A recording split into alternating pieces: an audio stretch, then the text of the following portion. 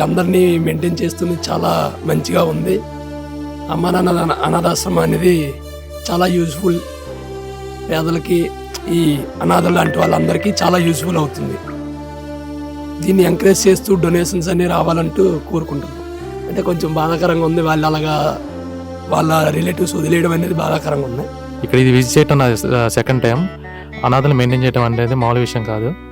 ఇది చాలా ఇక్కడ ఉన్న యాజమాన్యానికి స్పెషల్లీ థ్యాంక్స్ చెప్పుకుంటూ, మాకున్నంతలో మేము దీన్ని ఇంకా మా ఫ్రెండ్స్ సర్కిల్లో ఇంకా రీచ్ చేసి వాళ్ళని కూడా విజిట్ చేయించి కంపల్సరీగా మాకు ఎంతైతే తోచినంత ఇస్తామో అలాగనే మా ఫ్రెండ్స్ చేత వాళ్ళందరి చేత కూడా మేము ప్రయత్నం చేస్తాము.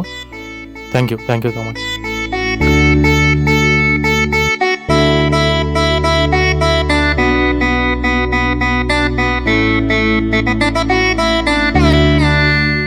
అమ్మా నాన్న అనాథాశ్రమంలోని అభాగ్యుల ఆకలి తీర్చేందుకు మానవతామూర్తుల అన్నదాతల సహాయాన్ని కోరుతున్నాము.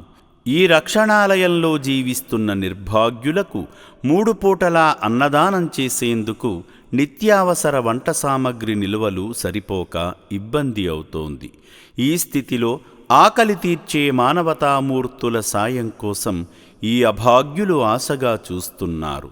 దయగల దాతలారా, వీళ్ళు మీ బిడ్డలే అనుకుని నిత్యావసర వంట సరుకులను అందిస్తే వాళ్ళ ఆకలి తీరడం ద్వారా ఆ పుణ్యమంతా మీకే దక్కుతుంది.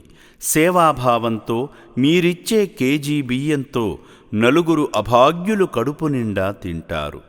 3 పూటల 1800 మంది ఆకలి తీర్చాలంటే ఎంత కష్టమో ఒక్కసారి ఆలోచించండి.